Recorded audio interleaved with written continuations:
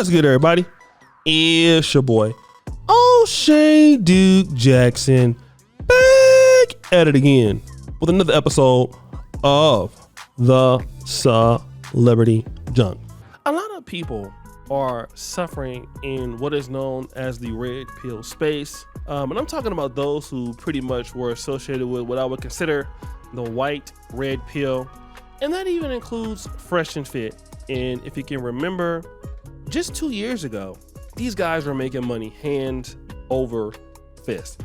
I'm talking about these guys they were up. I mean, $400,000 in a month, $500,000 in a month. I mean, Just Pearly Things had moved to London, set up her studio to be something like what you saw for the guys out there in Miami. She was doing extremely well.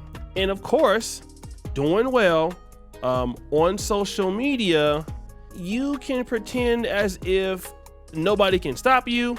Then she got really influenced to be around some of these other guys, the Andrew Tates, the Nick Fuentes, and boom, lost all of the money.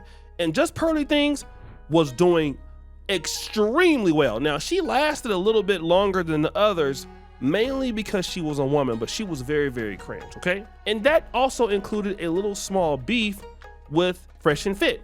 Now, today, I actually was gonna cover, she basically showed up on Jubilee. I was going to discuss that. I ended up not discussing that on Jubilee, but what I decided to do was to hear what Albert Preach was talking about the discussion, and then this happened. So the perspective that I come from was about 3 years ago, I wanted to know why men didn't want to get married anymore. Holy shit, has Pearl lost weight? Pearl demonetized. Pearls don't eat. Yeah. Once she lost that YouTube money, she couldn't afford all them Chick-fil-A sandwiches. But good for her. She looks a lot better now. Good for her. She looks like she did her hair and everything. She got a decent outfit on. Mm-hmm. Man, Pearl, I'm so proud of you. All your haters got you dressing good and grooming yourself. You might actually find a... she might actually find a husband thanks to all her haters. Yeah. That's crazy. We told her, stop wearing those trash bags. Thank you very much for dropping the polka dots. Yes. I appreciate that. No. You look like something. I mean, you're still over 20. This you said you look like something. That's crazy. No, I'm gonna say it again. That's crazy. No, congratulations. You look like something. You dropped the polka dot. She said, yo, you ain't a pro, you a rock. Hey, that's crazy. Nah. I'm gonna give it to you.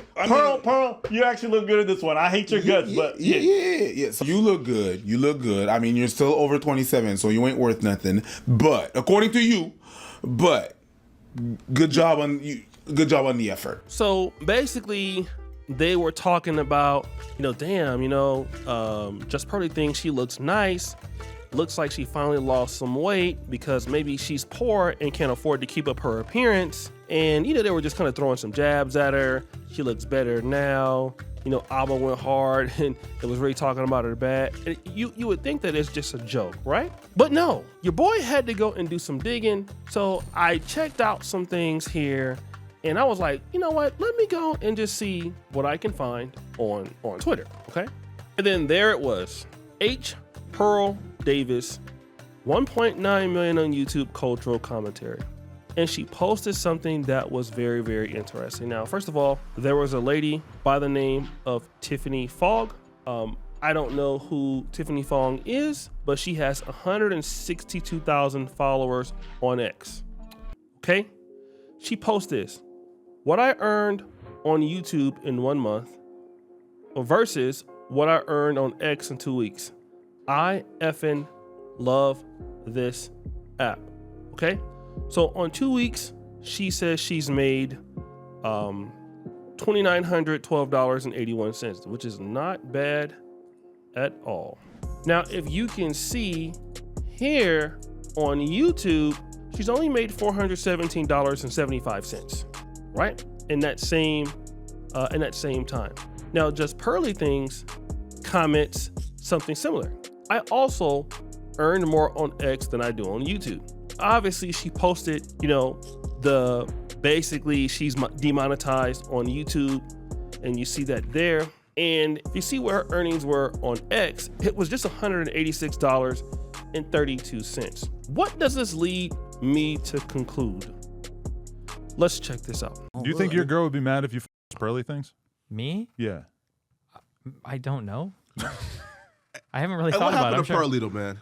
Like she had like a very like rising star trajectory, and then she just like started talking to like more people, and then they just Here's the completely two squashed issues her. with Just Pearly Things. Okay, Yeah. one is her growth was never as explosive as people thought it was. She hardcore gamed the Shorts algorithm. Okay, like that 1.5 million subs, that's like 200,000 subs, right? Oh, really? Yeah. Because if you look at her long form content, she struggles to get like I think 150,000 views on a video.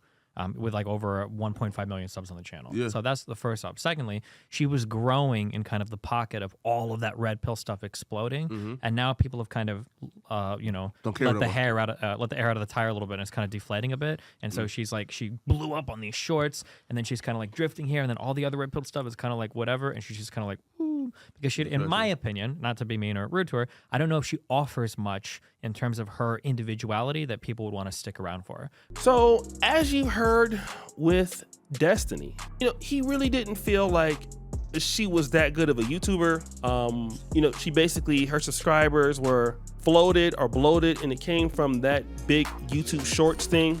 And basically, it is a content packaging issue. And whenever you look at these guys, Myron from Fresh and Fit, you look at these guys, Sneeko, you look at these guys like Nick Fuentes, a lot of these guys have a hard time packaging their content, a very difficult time.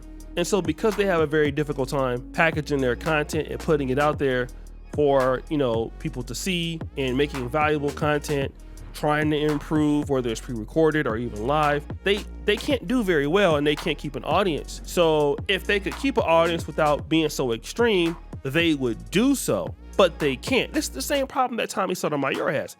Very talented as a creator. He has the charisma, can build an audience, but he can't package his content very well. And a lot of times when you're in this business as a creator, you're learning how to try to package your content in ways that people can understand it. For example, let me say my Dusty News Network that I shoot, my Celebrity Junk in which I shoot, some of the sound effects or some of the things that we're trying to do on that, and that has evolved over time. That takes assistance, that takes coaching, that takes developing, it takes working on your thumbnails, it takes, building good intros, outros, it takes building good concepts into what you're trying to prove every time you do an episode. And that is something that is very difficult. When I first started on YouTube, I didn't even have editing. So I had to transition into learning how to work for an editor, how to work with an editor. And then transitioning from that to, okay, how do I record my sound better? Okay, let me get a Rodecaster. What kind of mic am I gonna use?